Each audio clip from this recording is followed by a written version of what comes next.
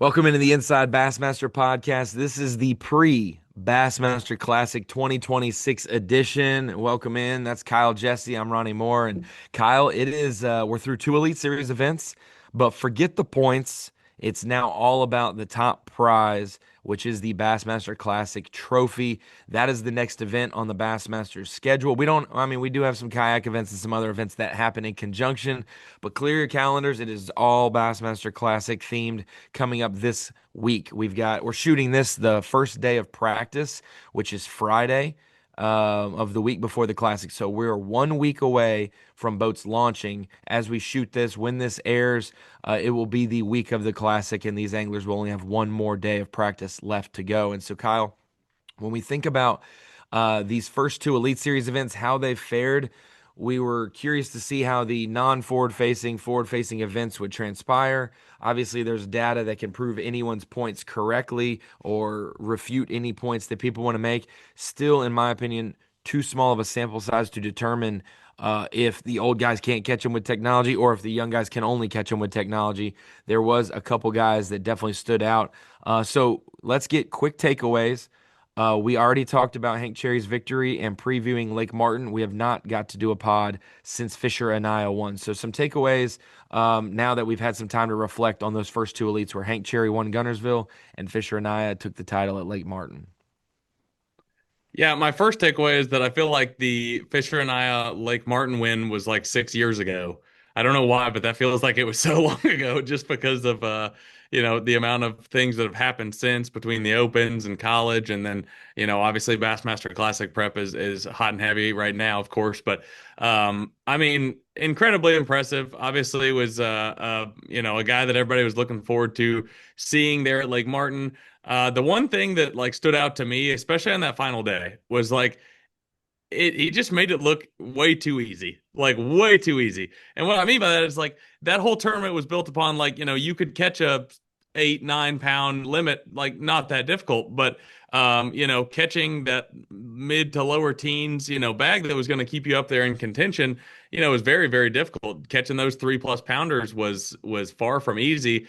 And on that last day, about the time that we were on with Gerald Swindle on the live cast show, the last segment of that, when you guys were on the break, it was like he's just catching like you could recognize a lot of the same spots that he'd fished the previous days, and he was going back and still catching 3+ pounders like it was not that big of a challenge when you watch the rest of the field. And outside of Brock Mosley, catching bigger largemouth throughout the week, that was just not an easy task to do. I mean, it was what held so many guys back from having a good tournament there, because I don't think there was a whole lot of guys that fished that tournament and felt like, man, getting a bite was tough.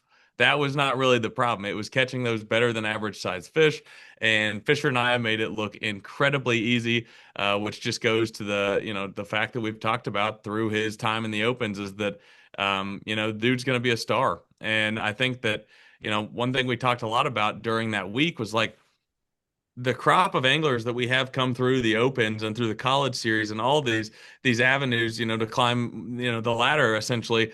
Every year we have a phenom. It seems like, and not even just one, like several classes of the Opens. It's like, well, this guy's the next Kevin Van Dam. Well, this guy might be the next Kevin Van Dam. Well, the next year there's the next Kevin Van Dam's on his way, and it just speaks to the pure talent that comes out of the Open series, of course, and the EQs. But really, really impressive from Fisher and Aya, and just really impressive as far as the amount of young guys that we've had come in and have success. And to your point, it's going to be interesting the rest of the season to see how the non-forward facing versus the forward facing plays out. Like you said, and we talked about it after the Lake Gunnersville tournament. Depending on what your stance is, you could make an argument easily for either side of the fence. If you were forward-facing sonar, you could look at guys like Trey McKinney still doing well there at Gunnersville, and then vice versa. If you were against it, I mean, there was a pretty steady top 10 of guys at Gunnersville that were more old school, if that's what you want to call it. So it will be interesting to follow that all year, but I think it'll definitely play itself out by the end. Yeah, I think that one big thing that it shows you is that, Brock Mosley was able to fish the first two events without forward facing sonar, right? Like it's all scheduling based, most of it. Obviously we go to a deeper, spotted bass, clearer, drawdown lake.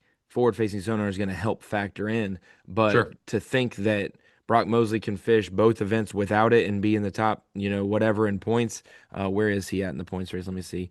Third in the points race.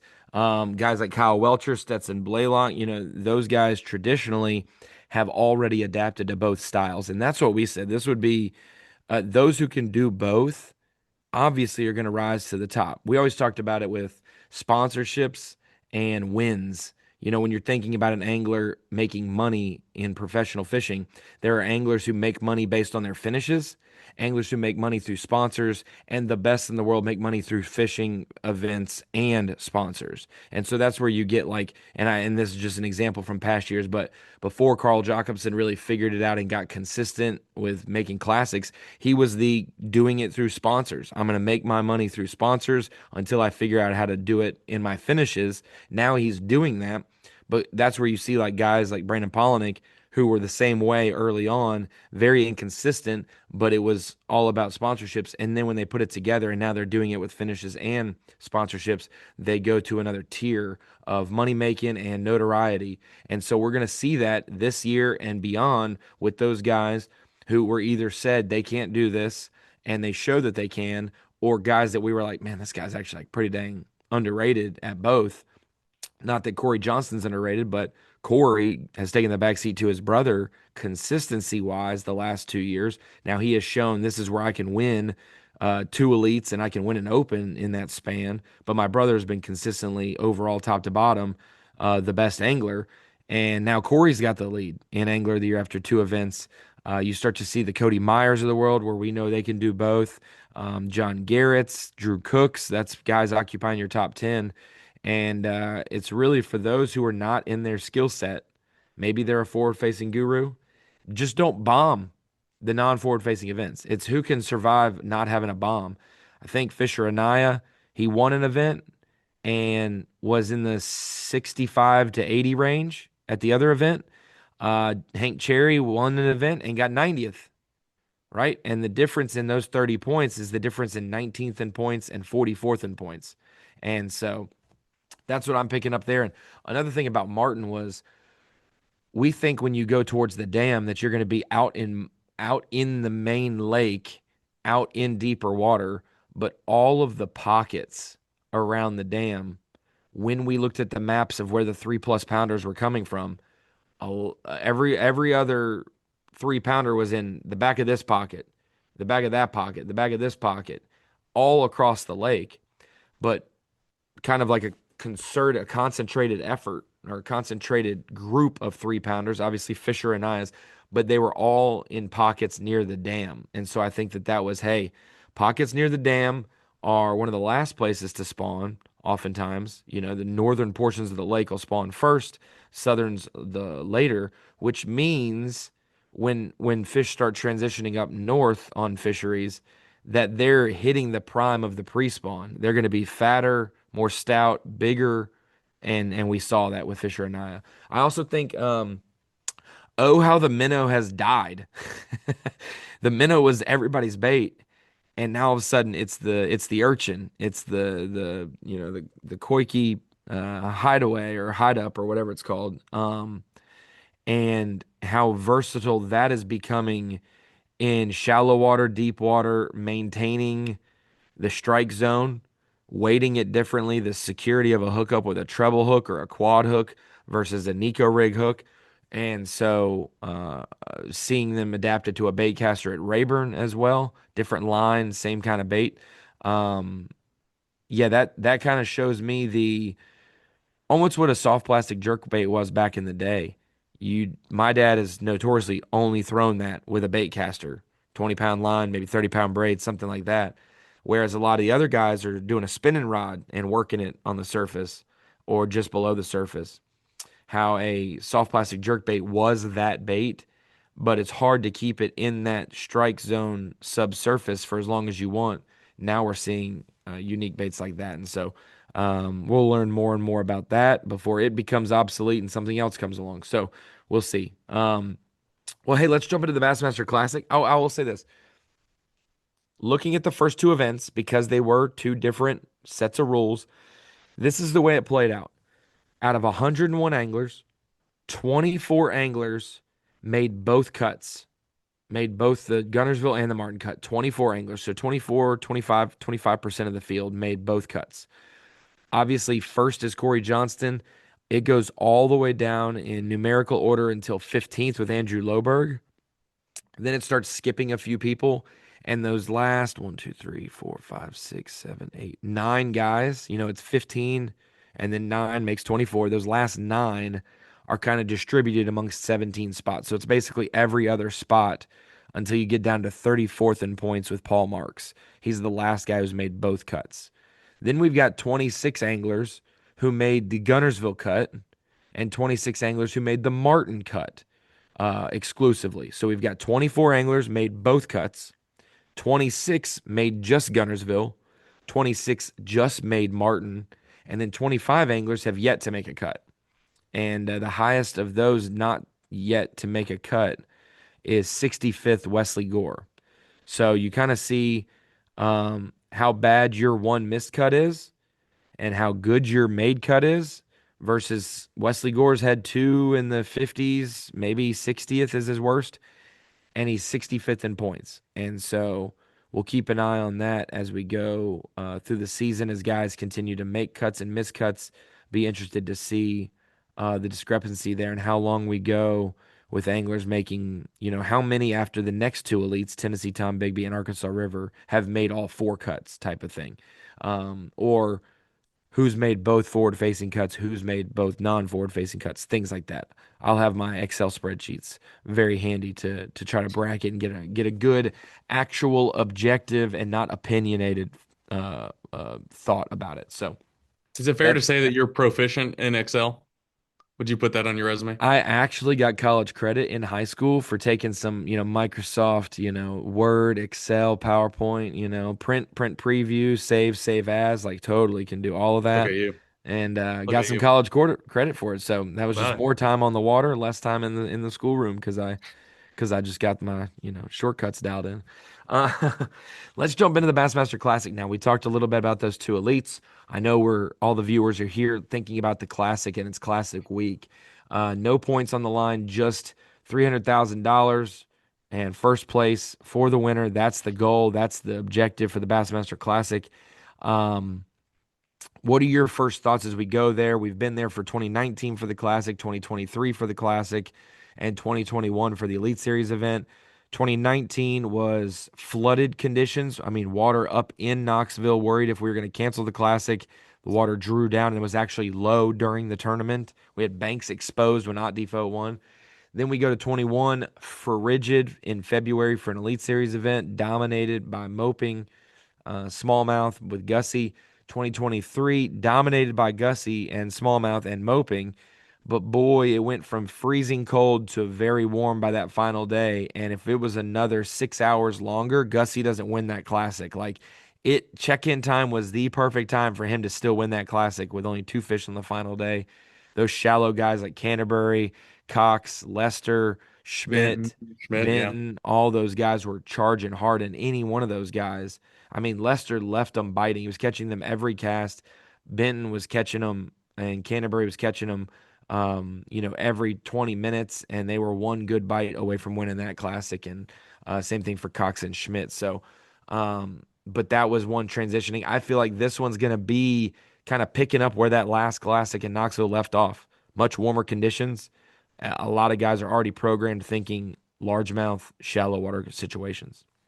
Yeah, I have a lot of thoughts about the Classic, and there's no way I'm going to portray them all in the order that they should be. But I mean, obviously, the biggest factors going into the tournament. Number one, smallmouth length limit from 18 to 15. So that's going to open up, catching a limit of smallmouth theoretically on paper. It's going to be easier because you heard Gussie talk about it, on the TNZ podcast and talk about it after the Classic in 23, that it wasn't a matter of like not getting enough bites. You're just throwing back a lot of 16 to 17 and a half inch smallmouth. Well, those are obviously going to be keepers now. So keeping or catching a limit of smallmouth again on paper, going to be easier. But like you said, the thing that keeps striking me every day as I go to work is the fact that it just continues to get warmer and warmer and warmer leading up to this tournament, which makes you think, the combination of that and all the reports that we've seen about, the largemouth getting bigger, the population being better, I mean, Alex Redwine catching a 10.5 pounder during practice, like all these signs leading towards like this could be the smallmouth deal or the largemouth deal. It's kind of put me in a weird spot where like I don't really know which one's going to prevail. Like you have plenty of guys in the field, and I can, list off a handful of them, your John Cox, your Lesters, your Wes Logan, Bill Lowen, Sure. or Brock Mosey, blah, blah, blah. All these guys that are probably going to put their time and effort into the largemouth are some of the best in the world at doing that. And if that bite prevails, like they're going to be in great shape. However, you've got so many young guys that have qualified that you'd think, again, on paper, might spend a lot of their time fishing for smallmouth. Um, is there enough areas to house that many guys doing that, even with the 15-inch limit or 15-inch limit for smallmouth? I don't know. There's just so many factors that go into this tournament that I'm like so anxious to see how it plays out. And obviously, we'll get the first look at it, on official practice day. But we will be having some stories. I'm going to plug the website here.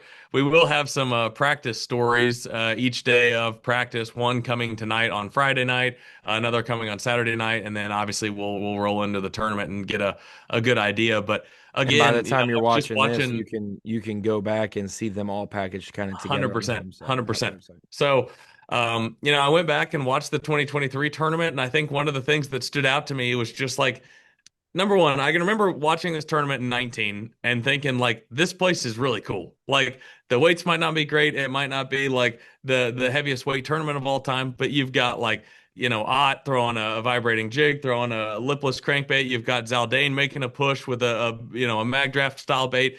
Like there's a lot that you can do, and like It was even a in mag draft. It was a 2023, mag draft then. You don't have to. It's now yeah, a mag draft style, but it was a sure, mag draft. yeah. I'm just covering my bases here, Ronnie.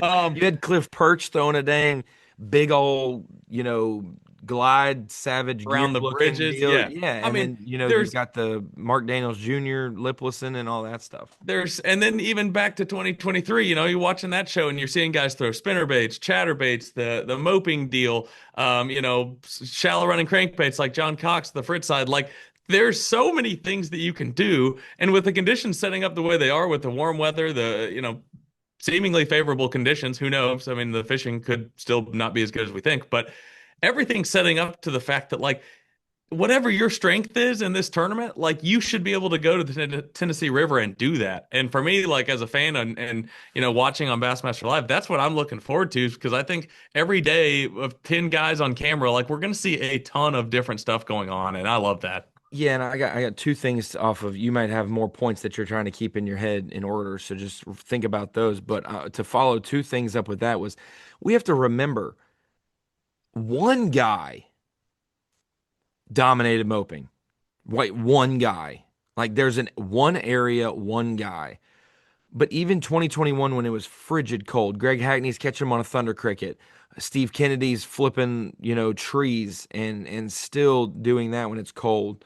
You've got, Hunter Shryock and John Cruz in the top 10 of that Elite Series in 2021.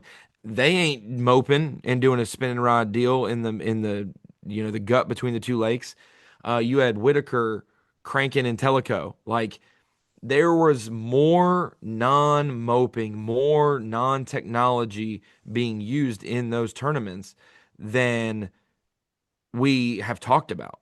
We know that Gussie led 7 straight days, 4 days of the Elite, 3 days of the Classic. Yes, that's the technique that won, but it was the angler and the technique. It wasn't like everyone was doing it and Sure, everyone was successful with it.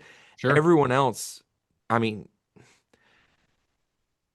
I'm kind of just thinking back to the way I've thought about this. It's really not prevalent. Maybe that's why all the locals in 2021 were saying it would not be one on all smallmouth.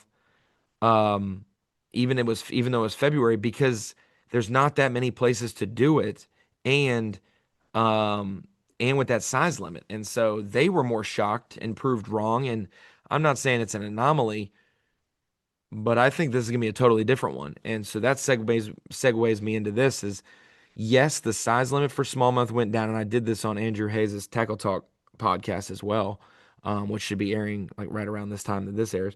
Um,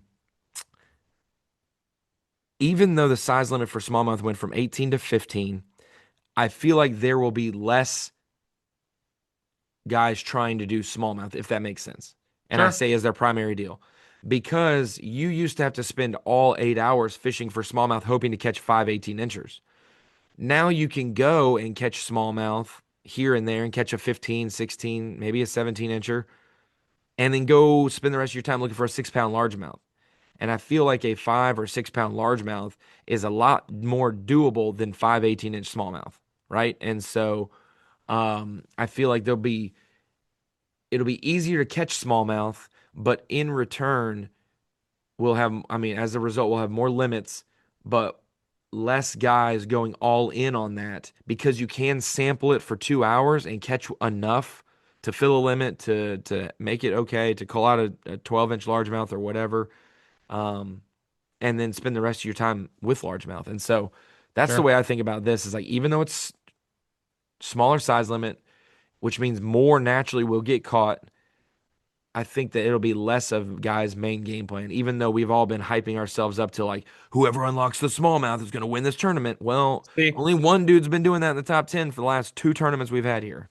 See, that's what I like. That's why I'm so interested to get this thing started because you think about the smallmouth and like all those factors you're talking about. Like number one, I don't know the answer to this, but I feel like I'm onto something here. Maybe a 15-inch largemouth, if you look back at, previous tournaments here, probably weighs more than a 15-inch smallmouth. I mean, I don't know that for sure, but a lot of those fish Gussie was catching, like the non-keepers, they're not built like St. Lawrence River smallmouth. I mean, they're not like footballs. I mean, they're pretty Yeah, they're paper bullets. thin and Yeah. and small. So, I mean, I'm not saying there's going to be a massive difference. And again, I could be totally wrong about that, but I don't think there being a I think if 15-inch. 15, I think 15-inch smallmouth, or I think 15-inch largemouth are bigger than 15-inch smallmouth. I think that the 18-inch smallmouth are bigger than 18-inch largemouth, Maybe so. but catching a 22-inch largemouth, right? I think that's the Right. ceiling of that. Yes. For sure. Yeah, I mean, catching a like if the largemouth thing turns out the way we're thinking and the amount of like 8+ pounders that have been caught there here in recent memory, like if somebody catches one of those, like that's a like you're not doing that smallmouth fishing. Like I'm, pretty confident in saying that.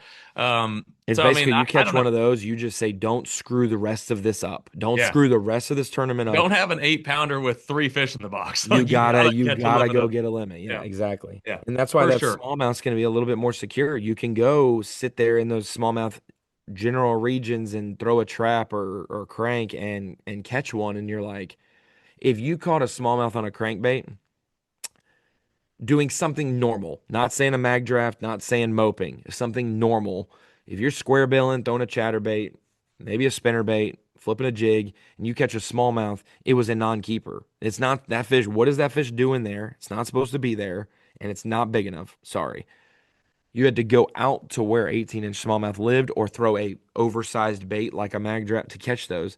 And now it'll be like I got a double and it's a smallmouth and a largemouth and both keep, like it's going to be a lot more like, oh, this is helpful, type of thing.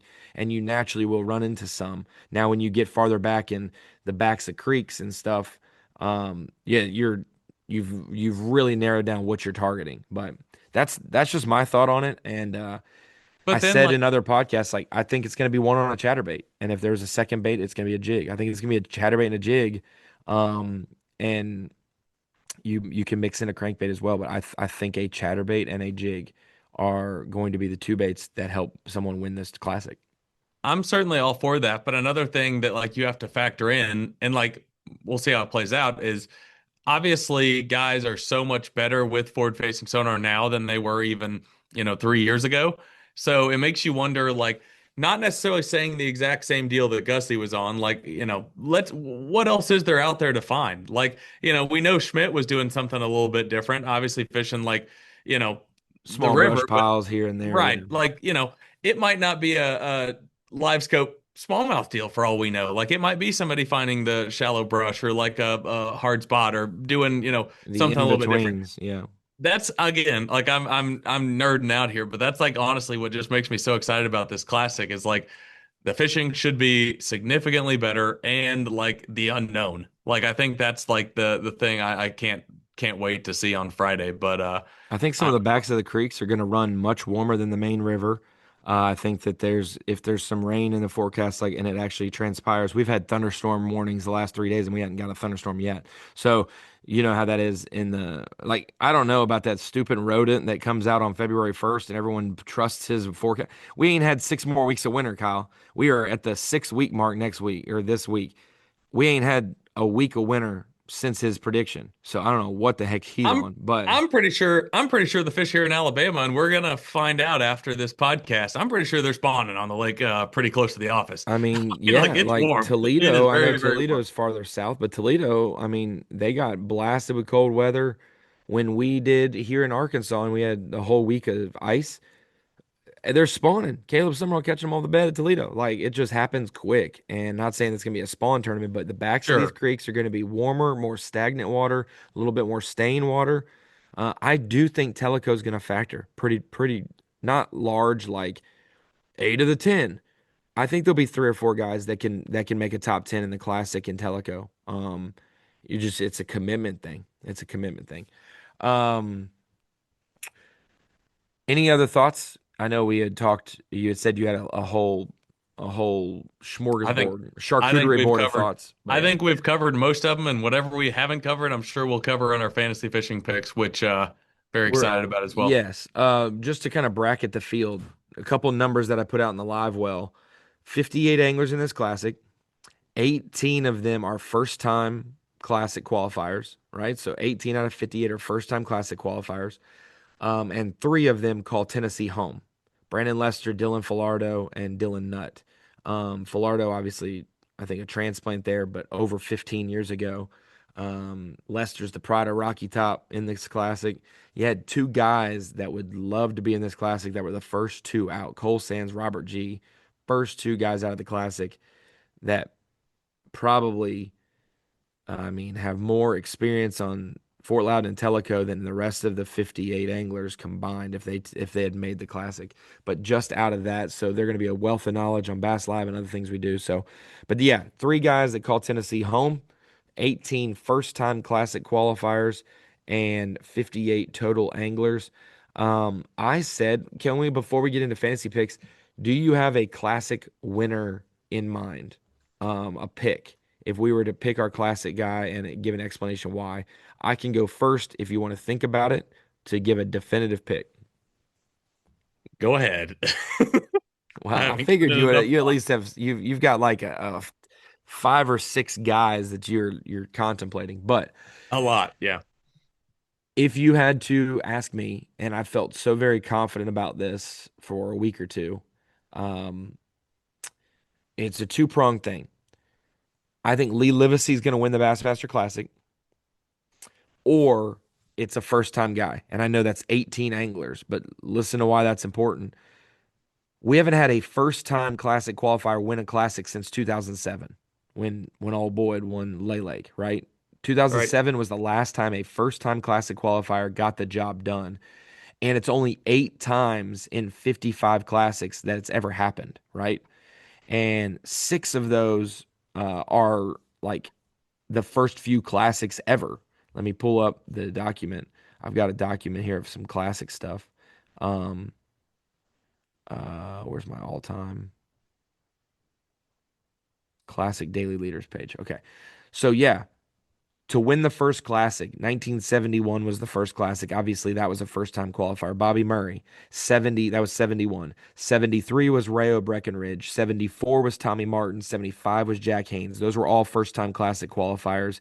And it was in the first 6 years of the classic, or first one, two, three, four. 4 of the first 5 years of the classic were first time qualifiers. Don Butler's the only one who wasn't. He obviously made the first classic. He was the first B.A.S.S member. He wins the 72 classic at Percy Priest, so he can't be that. But 71, 73, 74, and 75 were all first time guys. Then you go to 81, Stanley Mitchell, 21 years old, youngest classic winner ever. That was his first one. 86 with Charlie Reed on the Tennessee River. I think that was more of like a Nickajack tournament. Um, he won that 86. So we've got 6 of the first 16 classics were first time guys. Then we went 7 years until David Fritz in 93, right over your shoulder, to the your left shoulder, I guess, the way we're looking at it, Yeah, beside my Ike. computer just zooming in on my face and doing It all just sorts of wants crazy to things, but he's back there. give you the glory shot. Yeah. Uh, yeah, David Fritz, 93. And then 14 years later, Boyd Duckett wins his first classic, '07, and we've had none since then. So, yes, it's a wide net, but I think Lee Livesey's going to win the classic, or it's one of those first time guys, which has not happened since I was 14 years old, so, and I'm 32 with two kids. So, it's been a while, Kyle. It's been a while. We getting into some picks here? What are we Well, doing? you got to tell me your classic pick, bro. I just Oh, dude, I wasn't thinking about that at all. Um, I mean, there's a real big part of me that thinks Easton goes back to back. Like a really big part of me thinks Easton goes back to back.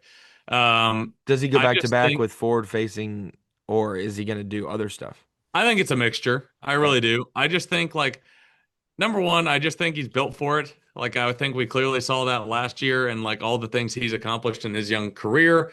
I think the biggest factor though that like I keep going back to is like dude spent a ton of time up there pre-practicing and scouting around, looking around. Not saying that always equates to tournament success. Like certainly, sometimes it works out that way, sometimes it doesn't. But there's a huge part of me that think he can like blend a combination of what we were talking about, like some scoping and then some like um, you know, harness style swim bait, if you will. Like we saw him do it like Martin. I just think he's gonna catch him. I do. I really do. But then again, it also wouldn't surprise me. I could just start listing guys off, but um You can give a it short wouldn't list. surprise me. I do love the optics of like what you're talking about. Lee Livesey, Bill Lowen, Wes Logan, Brandon Lester, Brock Mosley, like somebody that just, maybe stays in the dirt the whole time. Like I love the thought of seeing that happen. And I And say think Lee that there's Livesey because he's fished five classics, oh, and he's he's been in the top yeah, 15 in all five of them. Been in like unbelievable. I mean, multiple he's Super Sixes, and that's it. for sure. That's at Ray Roberts, Gunnersville, Hartwell, Knoxville, Hartwell, Grand. That's five different fisheries. So it's not like, oh, well, he's had Ray Roberts twice or Knoxville twice. No, it's yeah. five different fisheries, five different top 15s. Yeah, he's another guy certainly that's built for the big stage. I mean, I think it's just a matter of if or I not think when, there's or excuse me, it's a matter of when, not if. Like he's gonna win a classic. You give yourself that many opportunities, eventually you're gonna win one. Yeah, and like Lester, it's weird how certain guys, yeah, good anglers are good anglers, but how so many guys are good at 3 day tournaments. And we really don't have that many that they get to fish. The Classic's just the one that everyone gets to fish. That's just that is 3 days. But Brandon Lester has an incredible opens track record, 3 day tournaments, like just then he's always done well in classics. You've got Easton, he's won two opens, obviously dominated the opens 3 day events when he qualified. And then obviously the classic last year was a 3 day event. Hank Cherry wins an open, wins All-Star Week, wins two classics. Those are all 3 day events basically. And so yeah, there's something about 3 day events that's just different than four, and it's not just one day, duh. But I'm like, there's just something about it that guys are wired for, and you kind of wonder, like, can they win 4 day events? And because like Hank Hatton won one until he did Gunnersville, and so you just don't know guys' mindsets and how they approach things, but you can ask questions and get a close look. So let's jump into some fantasy picks. I don't mind the Easton pick. That's Tommy Sanders' pick for sure. And I said in the live well, um, he might have some more, honestly, pressure in Knoxville. Like he spent so much time there. His girlfriend goes to master school there. Like he's a defending champ. A little bit more pressure on him than maybe last year. So we'll see. Um, He's a okay. robot. He doesn't feel pressure. Yeah, honestly. Let's get into Rapala Bassmaster Fantasy Fishing off the get. Then we'll go TH Marine Pick'em and then Falcon Rods Drain the Lake. So Rapala Bassmaster Fantasy Fishing. Kyle, we went from 22% up to 46%. Let's go. We're vibing. What a big jump. And most of that's because guys didn't set their lineup for the second event. So let's go. Thank you, everybody. Yeah. Yeah, I'm pretty bad still, 41% on Rapala. Things are not going well, but I'll kick it off though. We're either going to turn it around or we're not, and that's the way it's going to go. And hopefully, it happens this week. Well, both our classic picks are in bucket A, so we'll see if we stick with them. And I do. Bucket A, I got Lee Livesey, 2%. What a disrespectful freaking number for people to Dude, be picking Lee Livesey. So I'm I picking Lee literally Livesey. I've already said why. Like, I mean, I don't drink, but it's a bad week to be a bit bush light for him. Like he's literally gonna do just fine on this fishery. I can almost guarantee it. And I have no jinx ability if he doesn't catch him. I He is so good. I literally put that in my fantasy story, like my column about my picks, was that Bucket A is so loaded that you have Justin Hamner and Lee Livesey at under 2%. Like that's crazy. Like especially, I mean, like I just that's incredible to me that they're not getting more love, like you said, especially when you look at Lee's track record in classics, and obviously Justin's is very good as well. But yeah, I'm going Easton Fothergill and Bucket A for, like you said, all the reasons that we've already talked about. Easton is the third highest picked angler in the bucket behind Trey McKinney at 37.6% and Corey Johnston at 14.5. Other guys like, Kyle Welcher, Jay Shakurat, obviously a great finish there last time around the 8%. So definitely some great values in Bucket A, but I'm going Easton Fothergill Would you and call my pick a great value pick? I Like just said off there were some brand? great Oh, there were okay. some great value picks in Bucket A because there's I'm just looking one, two, three, four, five, six, seven guys under 4%. I could have Right? swore I just heard you say Lee Livesey is the great value version of Denny Brower. That's what I just heard, but I don't know. I don't know. We'll just move on. How would you ever even got that from what I just said? I'm I just would messing. never say that. Lee's my boy. Give me your bucket B pick. Bucket B. I'm going Brian Schmidt. I just think. I mean, like number one, obviously had a great event there last time. We know that came very, very close to winning the Classic in 23. I just have got to the point where like it's just foolish to not pick him anytime you're on a river. I mean, He's a great if the 3 day body of water tournament says, guy too. Like the most Toyota Series yeah, wins in history.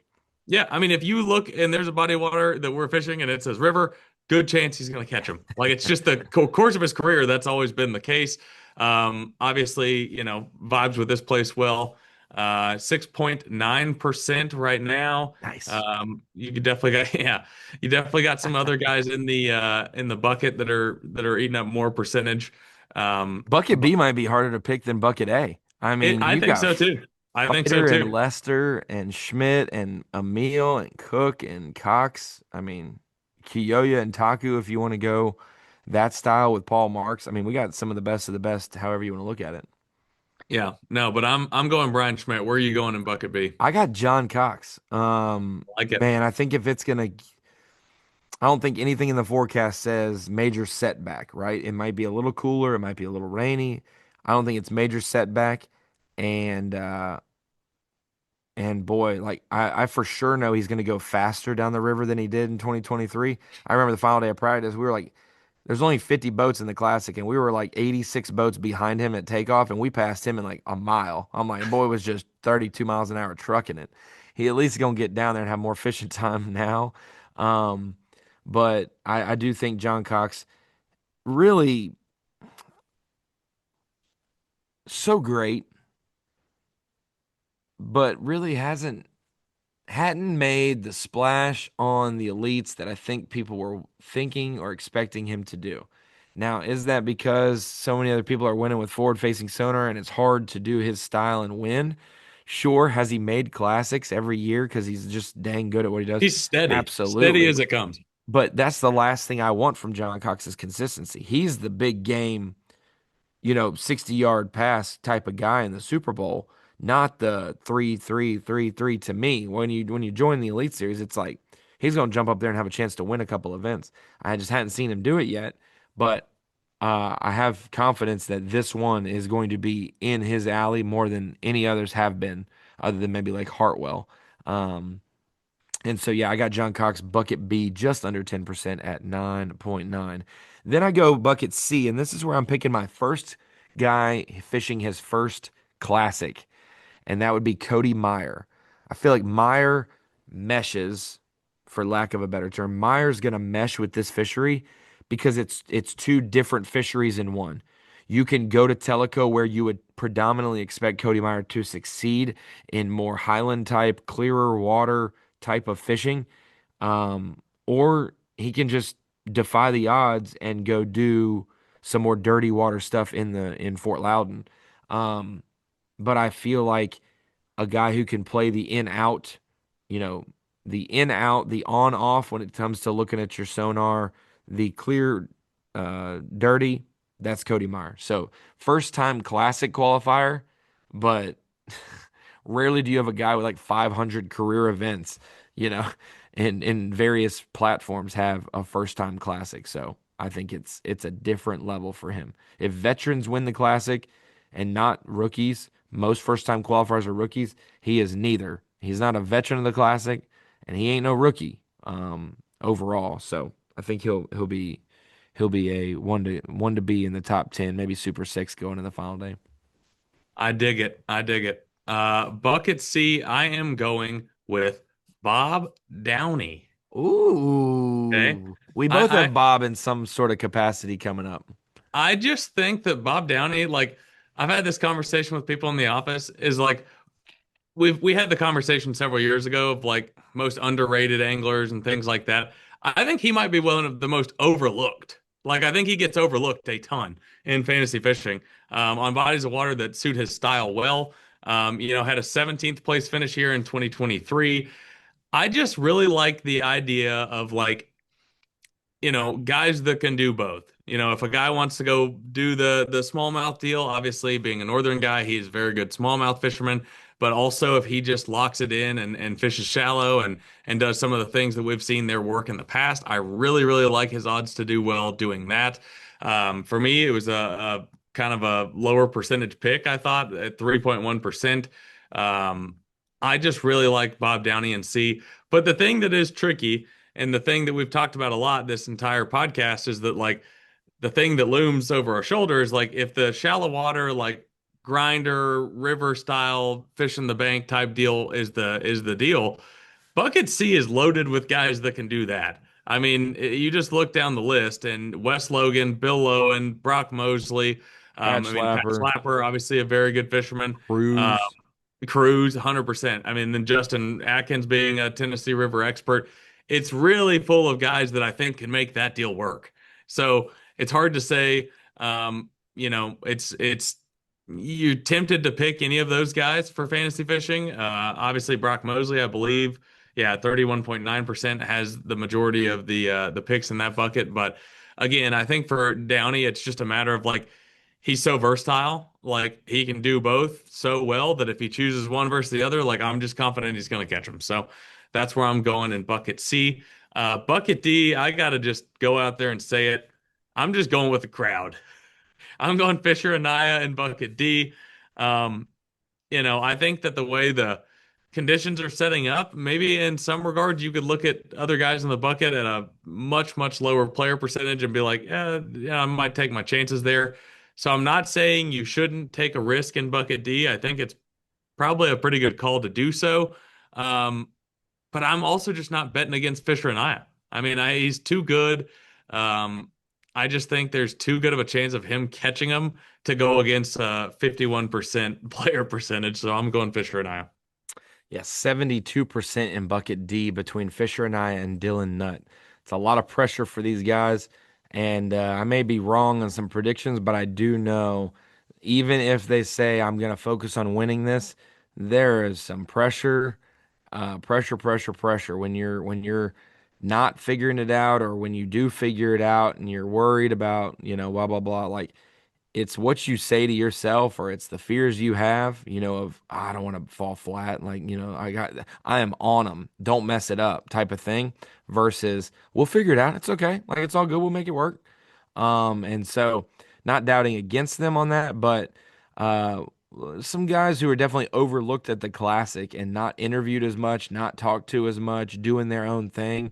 I think Shane Lee Hughes one of those guys, and I think that if Tellico factors and plays, I think that he's a guy that his style of fishery, that he excels at, the Carolinian type of model, um, Tellico fits well. We've seen Carolina guy Jake Whitaker make the top 10 in an elite event here in Tellico. I think that if I had to specifically the rationale of me picking him, it's not because he's going to go left out of takeoff and go up towards Douglas and Cherokee. It's because if he did do well, I would expect it to be either in Tellico or honestly the Concord region of Fort Loudoun. I just think that that's boat docks, fish pushing shallow. If there's a fish, I mean, boy, LeHugh's gonna catch one off a dock in practice and be like, dialed, let's go. And when you have a guy who knows how to read grass or a guy who knows how to read rock, for the Carolinians, knowing how to read docks, that's gonna be. I mean, don't you dare tempt him with a good time of figuring out a dock pattern. And so, give me LeHugh and bucket D because, like we said, everybody in bucket D is basically 1 to 4% except for those two dudes. So give Does me it Shane make you LeHugh in that nervous? one. See, okay, so I consider the Hugh as well. I'll uh play the reverse Uno card on you here. I didn't realize that he has struggled in classics more than he has. Yeah. Like Yeah. literally just one, I believe he's only made the day three cut once in six tournaments, which was shocking to me to see. And of course, you can't base your entire pick off of history. You shouldn't, anyways. But I was very shocked to see that a guy that is so consistent and so good, literally across the board everywhere. I just assumed he would have had better numbers at the classic to this point, but maybe Yeah, this is a party of the classic. I would say out of all of those, it's whatever. You're coming to Knoxville, you missed the cut in 23.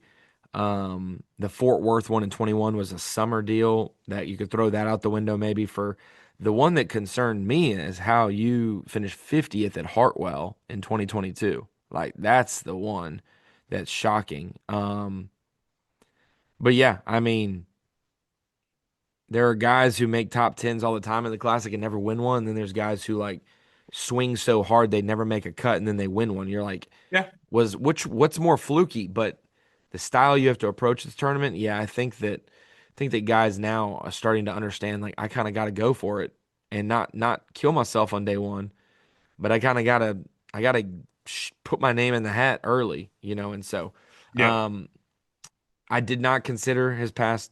I'd be lying if I did. I'm not considering his classic struggles in my decision, but more so I was this just trying year's to get in your conditions head. and setups. No, yeah, you were full. You're successfully in my head. Don't worry. Um, I'm probably gonna switch it and pick somebody else. No, I'm just kidding. I always tell you all the truth on the podcast. Bucket E, who you got? Round us out. I got Nick Trim. I think Okay. Bucket E is interesting because you could definitely go a lot of different ways. You mentioned Dylan Flardo in there, Chickamauga Guide, certainly Are very. you picking Trim because of Downey and Shakira it? Like they're the same rationale. Go ahead. I think partially, yeah. I mean, partially that's the logic, but I think Nick is also like, okay, obviously much smaller, you know, data pool to look from, but I mean, has won two events on the Mississippi River of his home body of water, of course. I'm not saying the two fisheries are like identical. They're certainly not, but they're both rivers. I think there's something to a knowing, the current, how that affects things, how that affects fisheries, in general. And then obviously to start the season off at Gunnersville, another Tennessee River fishery, and have a good finish there. I just thought that was maybe the safest pick. I don't know that that's. I mean, I obviously see Laker Howell taking a lot of the percentage, Dylan Flardo, like I said. I mean, there's part of me that really believes in Trip Berlinski because of what he's done in the college series. Um, I mean, there's a you could really justify anybody in this bucket about the same, but I just think Nick Trim, being that he is clearly a good river fisherman, hopefully that's going to translate to this stretch of the Tennessee River. I got four names I really like in this bucket, and You can only pick one, Ronnie. I only picked one. Just so you know, I only picked one, but four names to consider when you log in here and you see Randy Howe's son. You're like, I'm gonna pick him. Understand? He's one that I'm keeping an eye on. I think he's gonna do really well in this classic. Laker Howe, um, Casey Scanlon of the Opens qualifiers for the classic. None of them have made the elites before. None of them fished with this crew before. Casey Scanlon has. He is the most veteran of the guys who don't consistently make the classic because he's not on the Elite Series. So I think totally just another day in his life. Noah Winslow, a name to consider, a name to keep an eye on. Dylan Nutt has gotten more love, rightfully so, for what he's done in college. But if you know Noah Winslow, the Northeast knows his name. And the Northeast has put out some really good anglers, good classic performers as well. And then Noah Winslow has came through the junior and the high school series, was All American, all of that stuff. I'm pretty sure he's an All American. If he wasn't, he fished like an All American. He's an And All-American in your book. like I covered him, when I remember a guy from over 10 years ago that I covered in the high school series, pretty freaking good. Like Danny McGeary and Cooper Gallant were teammates. It's like, and they were still the same height they were, but they just looked much younger. Now they look older, but the same height. Uh, I love you, Coop. I always just have to bring that up every time. But yeah, Noah Winslow, like the same age group. So yes, young guy, but he's 30. He's 30, I think. How old is he? Let me see. 99. So he's 27, he's not a 22-year-old. So he's fished the nation grassroots. So he's another name to think about when you're considering Bucket East, since nobody really will know these guys as much as we do. But I am going to go with Dylan Filardo. I like it. Fished this part of the country a whole bunch. Fished in college against him, so he's a grizzled 32-year-old as well. And yeah, I know he's jacked up. He is always jacked up, and I know he's going to be jacked up this week. And I think that sometimes, I think a lot of the rookies are like, I don't want to get too hyped, so I'm going to take it so seriously. And then they're like, they fish funny. Dylan embraces who he is. He is a fish head who loves this and wants to win it. And I think he's going to say that plenty when we get to interview him. He's going to be open about, I'm winning this classic. I'm going to win this classic. I want to win this classic. And so I have confidence in him for my Bucket E pick. So I like my it. five are Lee Livesey, John Cox, Cody Meyer, Shane LeHue, and Dylan Filardo. My five are Easton Fothergill, Brian Schmidt, Bob Downey, Fisher Anaya, and Nick Trim. Good deal. Um, let's jump over to Bassmaster Pick'em, the TH Marine Pick'em Challenge.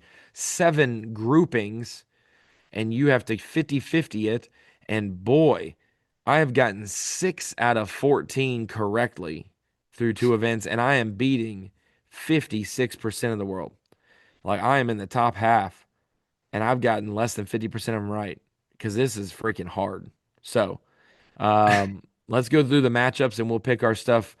Uh, you'll bring up the matchups, and then we'll both decide. Yeah, I'm as the weeks pass, I hear less and less people tell me about how easy this is going to be because it is certainly not easy. I feel like it was just Tom Abraham saying that, and we've just been ragging on Tom this whole time. Well, while we're on it, he's only gotten 5 of them right, so we're beating Tom at least. Um, but he's owned it, so we'll see how it works out. But obviously, 2026 Bassmaster Classic, we got matchup number 1, Lee versus Lee, Jordan Lee versus Lee Livesey. Where are you going? Lee Livesey, I'm sticking true to my pick, not shying away there. I like Lee Livesey in that matchup as well. Matchup number 2, Surge Squad SmackDown. Now, if Tucker you said Smith. that, like it could be Easton and Loberg, but it's not. It's Tucker versus Paul. What do you mean? I'm saying there's 4 Surge Squad guys, and they're all in the Classic. So like Surge Squad SmackDown could be.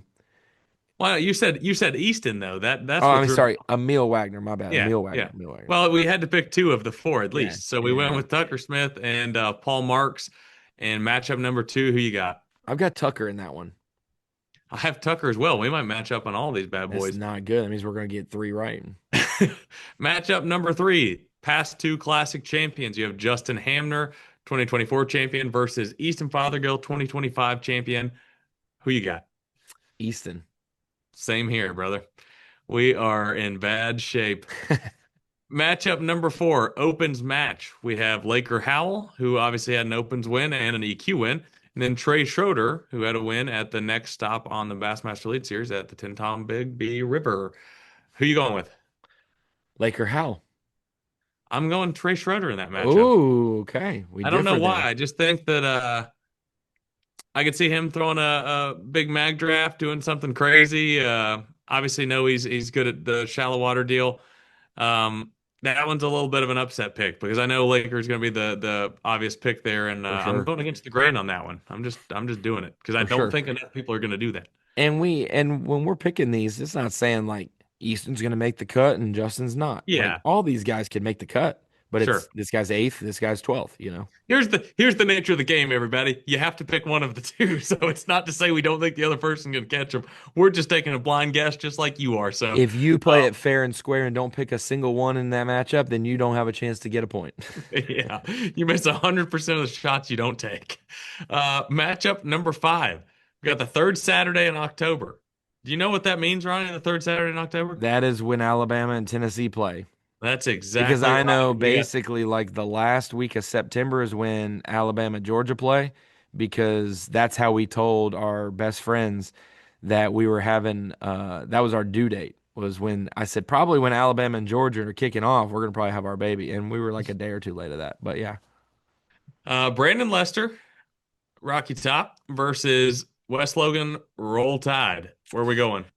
I almost picked against Brandon Lester because I would never want to pick pro Rocky Top, but I can't pick against Brandon Lester. So Brandon Lester, but exclude the whole Rocky Top, orange and checkerboard. I'm just picking the man, not the man's beliefs and enjoyments.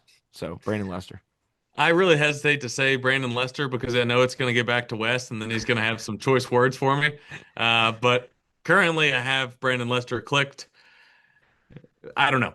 We'll see. Matchup number Hold on. six. I sent Wes Logan a screenshot. Someone on YouTube was like, congratulations on your win, on a video of Wes Logan's like win at Neely Henry, like an old video.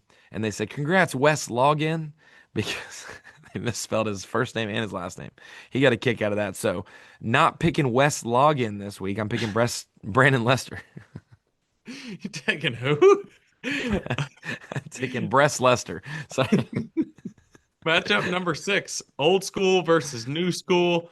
John Cox versus Dylan Nutt. well, you could have named this a different thing, Cox versus Nut, but I'm going with John Cox in this one. Oh, I am shocked that nobody has asked me about this matchup yet. How? Um, This is the first thing I saw.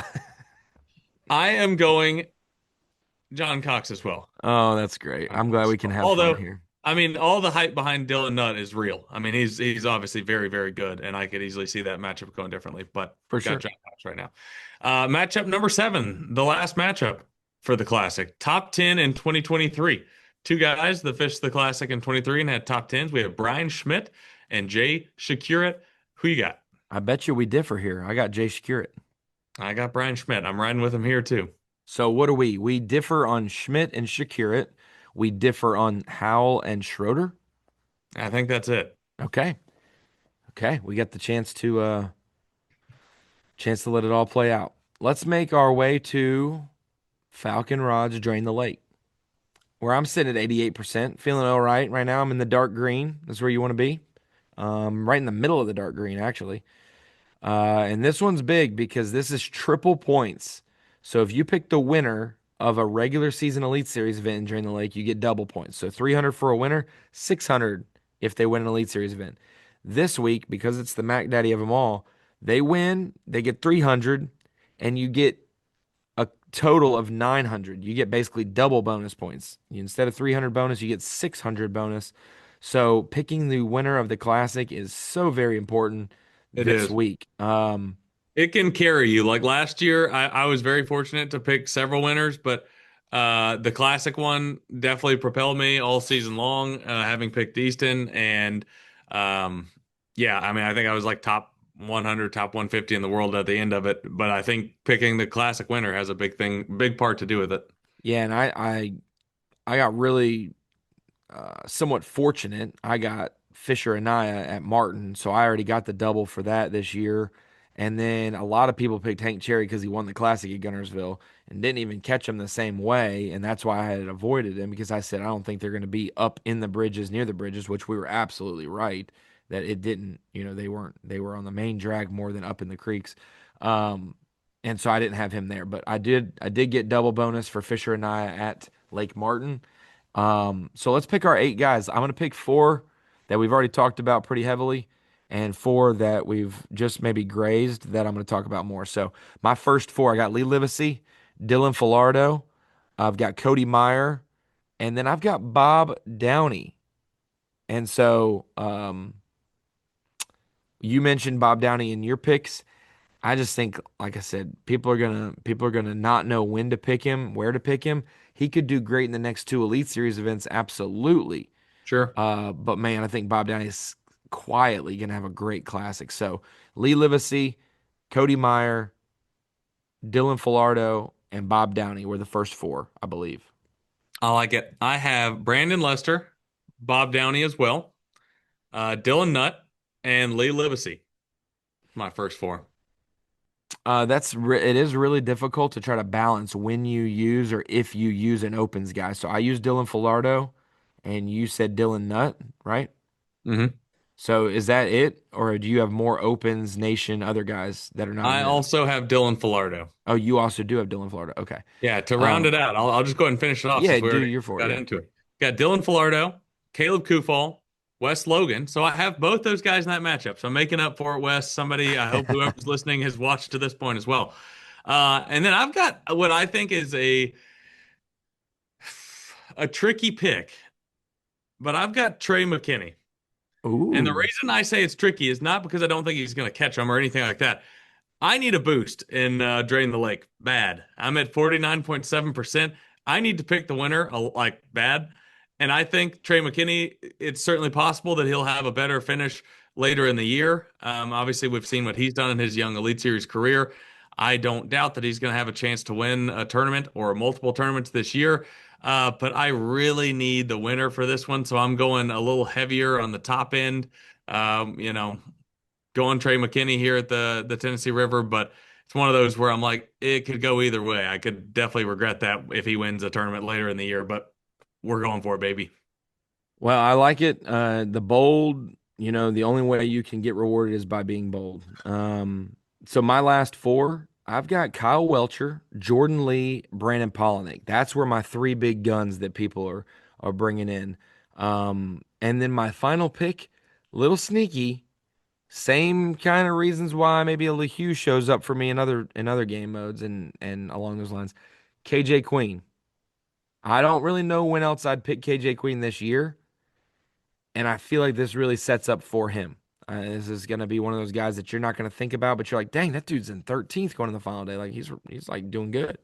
Um, and so, but with those 3 big guns like Kyle Welcher, why don't you save him for the Pasquotank? I think it's going to be a totally different deal. Will he Sure. catch him at the Two Rivers, Pasquotank, Santee, Murray? Probably so. Kyle Welcher catches him everywhere. Got some good momentum from other tournaments coming into this one. He said it, the return of the jig. And so if I'm picking the jig as the winning bait, I like him.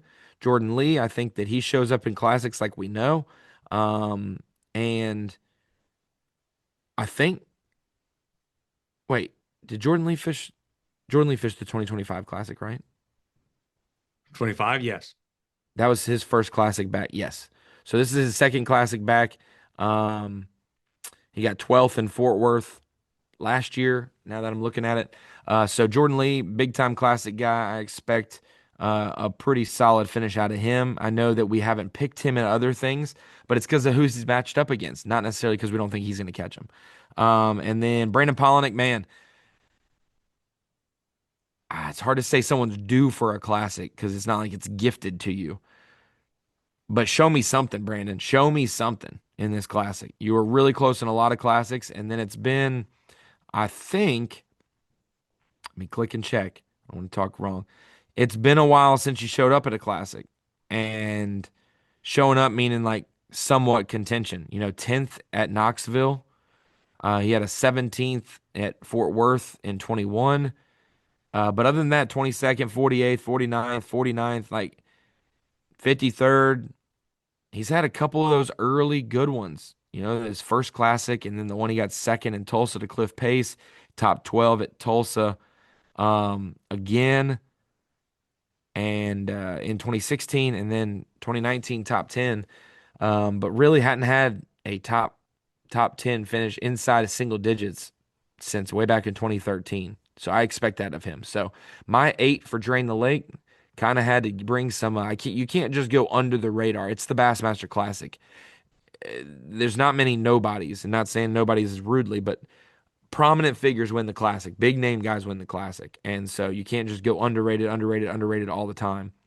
So I got Lee Livesey, Dylan Filardo, KJ Queen, Bob Downey, Kyle Welcher, Cody Meyer, Jordan Lee, and Brandon Polinick. I have Brandon Lester, Bob Downey, Dylan Nutt, Lee Livesey, Wes Logan, Trey McKinney, Caleb Kufal, and Dylan Filardo. Awesome. Well, Kyle, man, it's going to be a good classic. I got 56 pounds and change. 56.3 is the winning weight. Um, that's about 18 and a half a day, something like that, right? 19 a day is 57. 56 and change is going to be 18 and a half to 18.10 a day. I think that's very doable. I think we'll see some guys catch 20, but then see them back it up with 16 and then 18 or so on the final day, and that gets us right there in that 55 to 56 range. And so that's my winning weight. And I think this is gonna be a good classic all around. For the complaints we've had about the length of weigh-in, the proximity of the lake to the takeoff, or to the lake to the weigh-in. All those issues get alleviated here, and I think the tight weights. I think we're gonna have a couple guys in it just like last time going in the final day. I'm with you. I think it's going to be a great classic. As we've talked about, obviously the weather's setting up well. Spring is in the air. It should be very, very good. And honestly, I can't wait. I'm so pumped. Awesome. Well, and also just for reference, I wanted to pick Brandon Lester, but I picked Brandon Lester in Drain the Lake in a previous event already this year. I think I picked him at Gunnersville. Um, yes, I did when he got 14th. So I didn't burn Lester in a terrible finish, but I did burn Lester before the Classic, and so maybe I'll be regretting that one. But overall, there's our Rapala Bassmaster Fantasy Fishing teams, our TH Marine Pick'em Challenge, and our Falcon Rods Drain the Lake. Bassmaster Classic coming up this week, like we're saying when you're watching this. Final day of practice is Wednesday. Anglers will hit Fort Loudoun and Tellico for one more final day of practice. Thursday is media day. Friday is day one of the tournament. Catch action all day long on Friday on Bassmaster.com. Multiple streams. We'll have live casts. We should have some YouTube as well. We've got Bassmaster.com with Tommy Z, Davey, Such, and myself. You'll be holding down the fort with live casts and a lot of anglers and Mercer and others. And then Saturday and Sunday, we've got Bassmaster.com coverage, the same as we said Friday, but in the afternoons, we've got Fox coverage, not FS1, Fox on Saturday and Sunday. And then that Sunday, we have the final weigh in where we'll get to crown a champion. It won't be live on Fox, but it'll be shortly delayed, right? Like weigh in's going to finish and blink your eyes, get a Mountain Dew, and all of a sudden we're fired up on Fox to show you the culmination of the Bassmaster Classic weigh-in there. Should be a good one there. We've got live weigh-in, all access, another feed on YouTube that we'll be doing throughout the tournament as well each evening. If you have never been to a Classic, it's not too late. Make it down to Knoxville. Great place to introduce your family to their first Bassmaster Classic. Great place to have your 20th Bassmaster Classic if you've gone to them in the past. So we will see you there, Kyle. It'll be good to hang out, get some dinner each night. Is this Kellen's first Classic? He's gonna be there. Maybe he's gonna be there, maybe he's not. He's got credentials if he See, wants to game go, time but decision. Game time it'll decision. be Mama's decision on if she wants to bring him up. But if he does, yes, it'll be the first classic that he's attended, seeing as though he was born in September and we haven't had a classic until now. This will be his first one if he ends up coming. So Yeah. yes. Yeah. Good. Awesome. You got to do that, right? Millie's first Classic was Fort Worth, and that was Yeah. that was before she was a year. So we got to make it happen one day at least. We'll see. We'll see. We'll call the Hogs in Knoxville at the Food City Arena. We'll see you there. Kyle, peace.